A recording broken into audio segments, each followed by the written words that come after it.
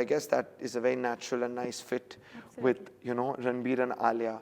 So I'm very excited about, them in this movie. For all film-related interviews, reviews and content, please like and subscribe to Puja Talwar.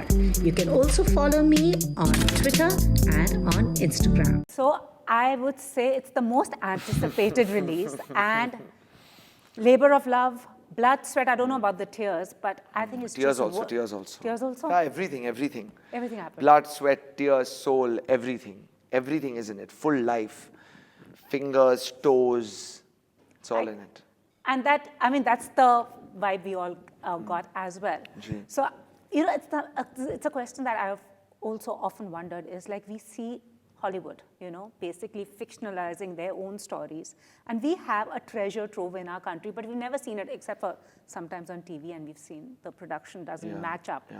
So how did this idea come about? I mean, we all grew up reading Amar Chitrakatha and, hearing stories about Mahabharata, Ramayana. They had the Shastras and how they could teleport themselves. Right. What was that moment when you decided to do this? And also I'm putting another question is, an idea is great. It looks great on paper, but then to actually put it across on screen, that must have been a Herculean task. So let me answer the second bit of it first. Yeah. And we'll come to the idea because that's, So putting it together has been 10 years. I was 29 when Ye Jawani Hai Diwani released, which was my second film, and it did well for me. I will be 39 when Brahmastra Part 1 releases. So I gave a decade of my life to make that idea come true in all the ways it took. So that's just the answer. It needed time, effort, passion, love, lot of love, and there is no shortcut for that. Absolutely. And today you've seen a bit, audiences perhaps by the time they see this have seen perhaps that motion poster. They'll get a sense of the VFX texture of the film, some sense of it, but it's 3 hours of that, So that was 10 years. Well, the idea, to be honest, I think that, I was very lucky that the idea came to me, Puja, because while it's been a tough 10-year journey and a long journey, there's also something kind of exhilarating about working on something that you believe can be truly amazing. And how many people really get the opportunity to do that? How many people get an opportunity to be making a film where somewhere you have that instinct that, shit, people are really excited about this. They really want to watch it. So I think the idea striking me is also my good fortune, And Brahmastra Part 1 is called Shiva because in some way I'm a big follower of Lord Shiva. And the energy of Shiva is something that I think is very deep and very profound. The origins of it had been in me my entire life. I really like the genre of fantasy. I was a fan of the stuff that Hollywood was doing with their own fantasy storytelling and creating spectacles of a level which, you just had to go to the cinema to watch. And I wanted to do that for our audiences. And I wanted to be that young filmmaker who is trying to do something that Steven Spielberg did in Hollywood or James Cameron did perhaps. But I didn't want to do it with stories that were Western. I wanted to draw from something that was truly Indian. And that love, like I said, for Indian history, Indian culture, our gods and goddesses was in me since I was a kid. It was there in my subconscious. It was a matter of understanding that, listen, there is a level of me which is a modern spiritualist, like a lot of modern Indians, and I'm going to combine technology and modernity with this and create a story of my own. That idea came together in about 2011 when I was in the Himalayas, but probably my entire life led up to that idea, and then it took 10 years to make that idea become the film. And I mean, since we've seen a bit, and I can say it's not something that I have seen before. And honestly, and it's an ambitious project. I'm sure when you did go to Ranbir, with whom you've done, Wake Sit as well as Ye Jawani Hai Diwani, what was the reaction? Because both of you, it's very important for the director and the actor to understand each other's vision as well. So what was the reaction? Were you also told like, hey, do you think we can, manage to do this? Ranbir has been, through our working career, an extension of my work process, I feel. We just, I got very lucky with the relationship we founded. So sometimes, you know, like I want to give a very, the honest answer to give is that to talk about that relationship is like talking about like the relationship that you share with a parent or like a child. It's so deep and so like, so organic and so natural that I don't even know like where to begin talking about it. His belief in Brahmastra was there right from the word go. He was like, if you want to do it, I'm on. And in many ways, he imbibed not just like what his character needed to do and that work process, but every other aspect of it as well. Like he's been a part of it from the word go. But one of the things that happened on Brahmastra, and I think the greatest support that he brought to it is that unlike our first two films, the concept of what we were trying to do with Brahmastra, the kind of story we were trying to write and the filmmaking of it was larger than Ranbir the star in this movie. And I mean, we can say that often about any film, you know, like a star is trying to do a performance, but really the filmmaking needed to be the star of this film. And the greatest thing he did for the film was that he supported that in a very silent way. He chose not to be the star actor in the film, but to be a true soldier in the journey of making this film. So, his support has been very constant, silent on this film. And I really think when the filmmaking journey is done, I will also look back and appreciate how much he actually did for the film by standing by it. Because the star of the film has been the concept of the film and the filmmaking aspect of it, you know. And it's also not something that we've seen before on Indian screens. I mean, honestly, haven't. Well, honestly, you know, really, I hope that, you know, that really reaches out to people and it excites people and, you know, reaches a lot more people than even the biggest Hindi films reach, Indian films reach.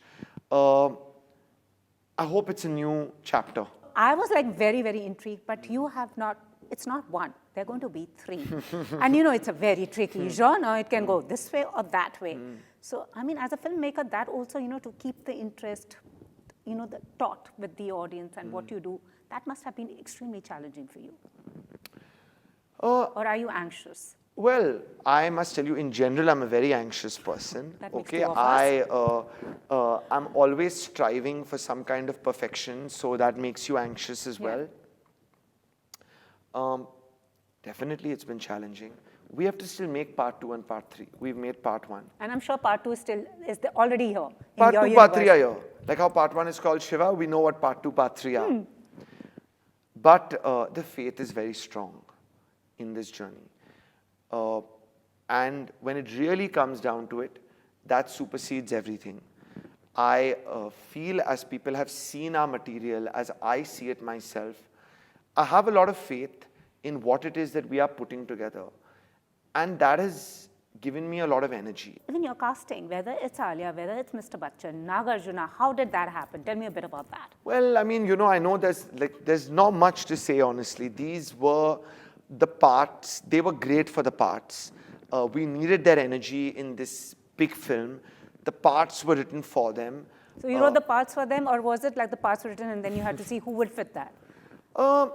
It happened, to be honest, these were my first choices for these parts. Absolutely. As I developed it very organically, you know, they were the people who we wanted. And I went to them with the film.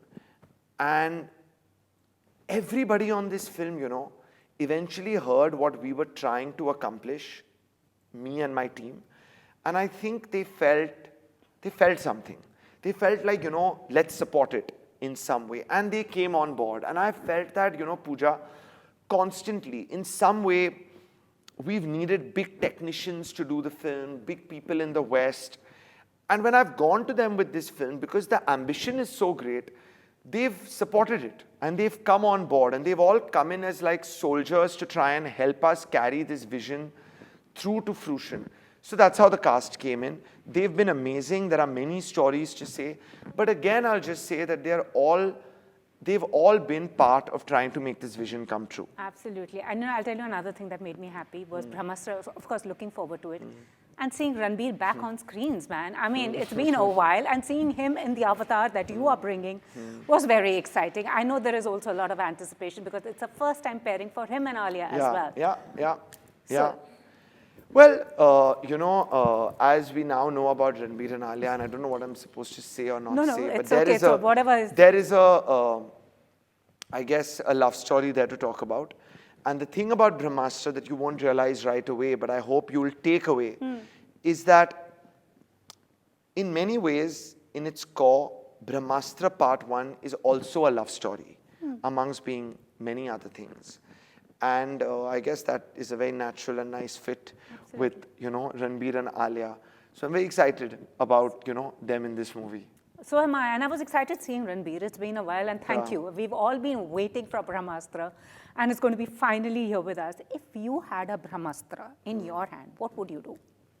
Agar aapke haath mein Brahmastra diya jaye. I would make sure, and you can help me with this, that every Indian all over the world and in India watches this motion poster of ours.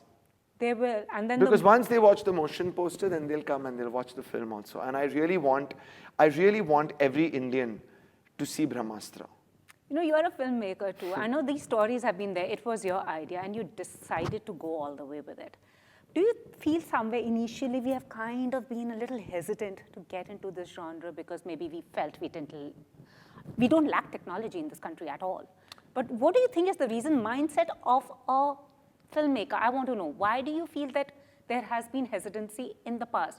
There have been superhero stories, but फिर वो बीच में melodrama, well, तो दो चीज़ मैं बोल देता हूँ. एक तो मुझे superhero, I think Brahmastra is not typically a superhero film, honestly.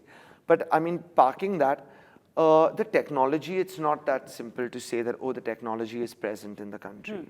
The truth is the technology to bring certain visuals to life is extremely expensive. And the expertise that the West has developed by constantly, you know, making films of a certain nature has given them a little bit of a lead in creating certain kind of visuals. I think the imagination is, of course, there in India, and I would go so far as to say that maybe once Brahmastra releases, and it will open the door for many more people who perhaps have an imagination much greater than mine to come out there and bring even more interesting visuals to the big screen, and I think that would be wonderful. It takes a bit of work to, you know, do something that's not really been done before. And so perhaps I think just the newness of it, taking a step in a new direction, working with this technology, honestly, like I mentioned, it's been 10 years of my life. I don't know if a lot of filmmakers had, you know, those 10 years to give up in the pursuit of, you know, bringing certain things to life. So I think that we need to grow technically with our industry. I think Brahmastra and certain other films being made are important steps. And hopefully, you know, we'll be seeing a lot more of this storytelling from here on.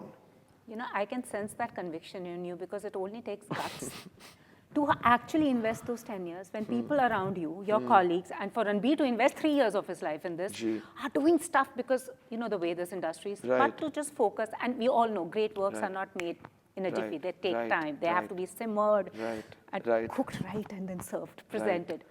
Honestly, I know the energy is right, everything. Were you during this process ever feeling that, you know, maybe I've taken something, bitten off more than I can chew? Were there those feelings? What were you going through? I have become a mad person while making Brahmastra. Like, I am mad. You know how people are, I always say that when you're making a film as a director, it's your child. So you're the mother and father of the film. So you're pregnant with a film. Okay? I've been pregnant with Brahmastra now for these many years. So it's not been 9 months, it's been 9 years. So obviously, like, I have gone mad making the film, and there have been moments of mania and manicness. But doubt on, like, why am I doing this? I should abandon. That never happened. I was definitely very stressed out and very manic at points, and it took a lot of sacrifices, even in, you know, my personal life, and I've had very limited time for anything other than this movie. But the faith in what we were doing, that conviction, the fact that we are going to build something amazing, that never really shifted, if I'm being honest. I always was I knew what I was doing. And I felt that, we'll make a mark with it when it comes. So I never got hassled by it, to be honest. And there has been so much of anticipation within the audience. We've been waiting for Brahmastra, and there were times when you had to shoot more. Oh yeah, we are going to announce it. And did that kind of create anxiety amongst the cast and crew? Because there's just so much of noise around. I think it created some anxiety away from the core team of the film. But I think the core team of the film, the key people working with me on the film who also feed off my energy, honestly, we knew what we were doing. We knew that we were working hard. We knew the scale of what we were trying to create.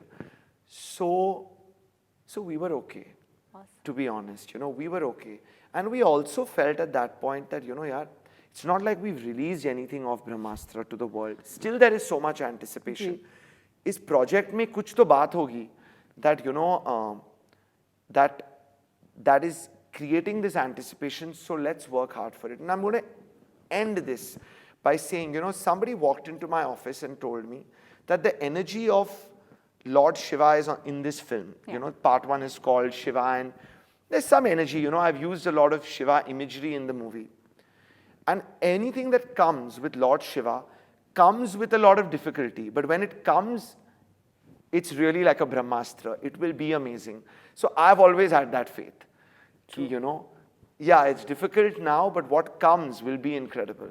Absolutely. Lovely chatting with you. All the very best. Thank you so much, I Puja. mean, I was applauding. And as I said, I'm just absolutely excited to see the film. Fingers My crossed. favorite actor thank being you. back on screen. And for doing this, thank you so much. So all the very best. Thank you very much, May the Puja. entire Thank you. team have their own Brahmastras. And let's just Yes. release it. Thank you so much. Thank you. Thank you. Thank Very you nice. so much. If you've liked this interview, please like, share, and subscribe. Follow me on Twitter and Instagram.